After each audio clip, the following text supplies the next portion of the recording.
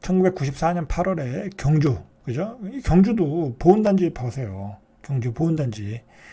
완전히 낡았어요. 그죠? 낡았어. 제주도, 뭐 제주도는 좀 되겠죠.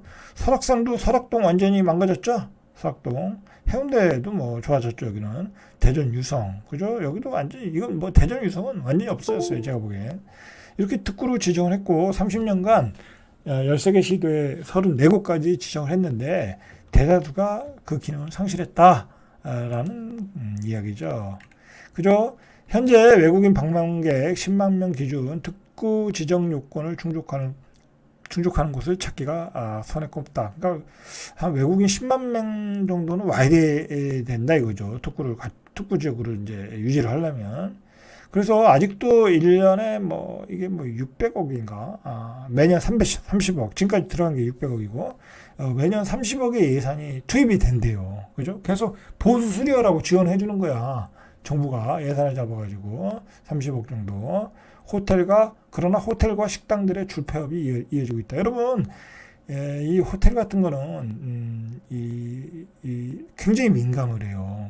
그래서 예를 들어 뭐 시설 하나가 뭐 예를 들어 뭐라고 할까요? 뭐 침대 포라든지 뭐 여러 시설 호텔에 있는 시설이 조금만 낡아도요. 이 손님들이 예민해요. 그죠? 잘 안 가요. 저기는 좀 후졌다 하고 잘 안 가요. 근데 뭐 이렇게 손님이 안 오는데 업그레이드를 할 수 있겠어요? 그죠? 못하니까 계속 시설은 낙후되고 손님들은 떨어지고 관광업이 그래서 힘든 거예요. 자, 그래서 계속 쇠퇴하고 있다. 자, 이 유성에 있는 대전 유성 온천 관광특구에서 만난 이 김민준 씨라는 분은 주변을 둘러보면 이렇게 말했다는 거예요. 여기가 관광특구라고요. 여기 관광특구인지 누가 아닌지도 모르는 거예요. 그죠? 자, 이 동네를 가보면 실제로 오피스텔, 그죠? 텅 빈 식당만 있어요. 텅 빈 식당, 그죠? 오피스텔하고 식당밖에 없어요. 이게 관광특구라고 볼 수가 없어요. 유성온천 가보면 그냥 동네 사람들만 가더라고요. 전 한 번도 안 가봤는데.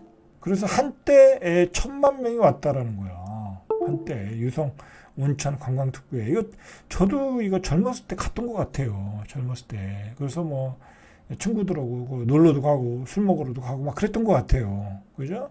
근데 일부 노인들이 조격을 즐기는 수준으로 보였고 손님이 없는 텅 빈 식당. 이게 이제 유성온천의 문제가 아니라 관광특구의 대부분의 지역이 이런 상황이라는 거야. 그래서 아예 장사를 접고 문을 닫은 가게도 많이 눈에 띄더라라는 거죠. 자, 이런 지역들이 예전에 이제 지정이 됐고, 자, 동아일보에서 4곳의 관광특구를 대상으로 최근 3년간, 그러니까 한국 관광산업의 어떤 그 전환점을 좀 가져야 되겠다 해서 이제 신문에서 이제 기사를 만든 거예요, 이게.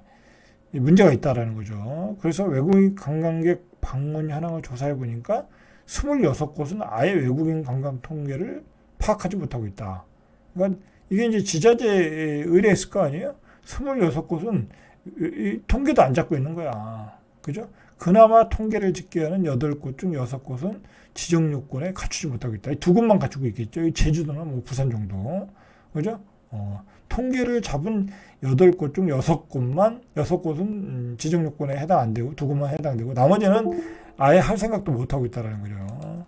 자, 이게 이제 관광특구를 지자체에서 조사해 가지고 조건이 안 맞으면 해제를 하면 되잖아요.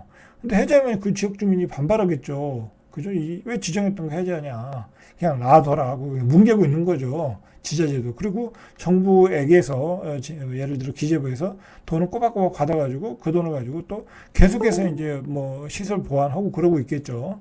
근데 그렇게 해서는 되지 않는다라는 게 이제 어떤 그 기사의 취지 같아요. 자, 정부는 이제 매년 30억을 예산을 내리고 지자체마다 사업 성격에 맞춰 한 1억에서 5억 정도를 이제 분배를 하겠죠. 그죠? 그래서 2004년 이후 공모제가 도입된 2004년 이후 매년 30억씩 20년간 600억 원이 이 관광특구에 투입됐다. 이제 그러니까 소비 패턴이 바뀌었어요. 소비 패턴이 바뀌었다.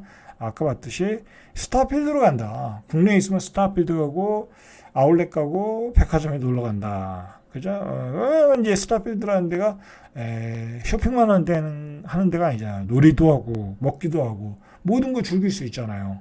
그죠? 그리고 돌아오는 길에 뭐 주군에 한번 경치 좋은 데 가서 한번 보고 관광지 한번 보고 그죠? 그리고 그러든지 아니면 연휴 기간에 해외로 가든지 돈 있는 사람들은 이제 그렇게 바뀌었다라는 거예요. 시대가 바뀌었다. 그죠? 우리 관광 산업에 어떤 그 획기적인 어떤 대책이 필요하지 않냐 이제 그런 것 같아요. 자, 이렇게 예산이 투입이 되면 뭐 조명, 안내판 시설, 뭐 특구 상징 조형물 이렇게 시설 확충에만 쓰는 거예요. 근데 한계가 있겠죠. 실제 대전의 유성 특구는 2020년 4억 3천을 받았대요. 이거 말이 안 되는 거예요. 이게 완전히 뭐 특구도 관광지라고 볼 수도 없는데 숲길 조성에 나갔다. 그러니까 대전시를 위해서 쓴 거예요. 대전시를 위해서. 관광객 증가 효과는 전혀 효과로 이어지지 않았다라는 거죠. 4억 3천을 받아서 썼는데 숲길 조성에 썼다. 경남 통영시 미륵도 특구도 지난해 2억 9천을 받아 경관 조명을 설치하는데 그쳤다라는 거죠. 그래서 특구 내에 호텔들이 폐업을 이어지고 있다. 폐업이 이어지고 있다. 유성호텔 여기 리베라 호텔이 없어진 걸 알아요. 한때 200만 명이 다녀간 부곡 온천의 경우 2017년 문을 닫은 후 지금까지 새 주인을 찾지 못하고 있다. 힘들겠죠? 그죠? 힘들어요. 이거 뭐 이 부곡화 이거 뭐 우리 어머니 세대 때 많이 갔잖아요. 근데 지금 뭐 누가 가요? 잘 온천도 안 가요. 잘 온천도 안 가고 대중탕도 안 가고. 그죠? 안 간다. 그럼 외국인이 가겠어요? 안 가죠. 그죠? 참, 이 지역 소멸에 어떤 더 가속 페달을 밟아주는 것 같아요. 이 관광지의 쇠락이. 큰일이죠. 자, 이 수년째 관광특구 지정 기준을 충족하지 못해도 지정 해제가 된 곳은 한 곳도 없다. 그죠? 그러니까 지자체에서 조사해서 해제를 해달라고 요청을 해야 되는데 그런 지자체가 없죠. 그죠? 뭐 미쳤다고 신청하겠어요? 지자체에서 그냥 뭉개고 앉아 있는 거죠. 관광특구에 대한 평가는 각 지자체에서 매년 진행하며 문체부에서도 3년에 한 번 실시한다. 근데 문체부에서도 실시를 안 한 것 같아요. 그죠?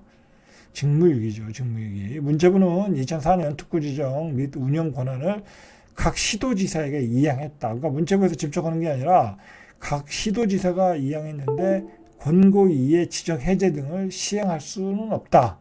그러니까 시도지사가 해야 되는데 시도지사가 안 하는 거야. 자기 시도니까. 그죠?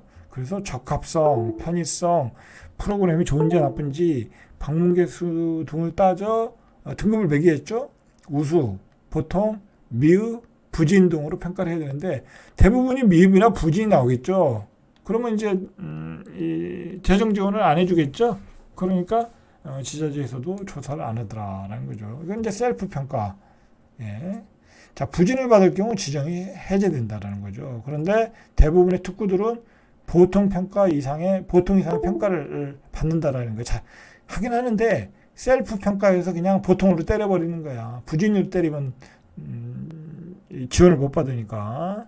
근데 이 대부분의 이 평가를 내는 사람들이 뭐예요? 그 해당 지자체 내에 그 지역의 대학의 교수들이잖아. 그죠? 이런 점 때문에 오히려 관광 세력을 부추기고 있다라는 거죠. 여러분, 이게 지역 관광 산업의 세력이 심각한 게 아까 처음에 봤듯이 지역 소멸의 다른 요소들과 복합적으로 작용해서 지역 소멸을 가속화시키는 거예요. 그죠? 그렇게 보시면 심각한 문제다. 구조적인 문제다. 자, 그런 점에서 제가 한번 이 주제를 한번 다뤄봤습니다. 절대갑TV의 명품 PD, 한 PD였습니다.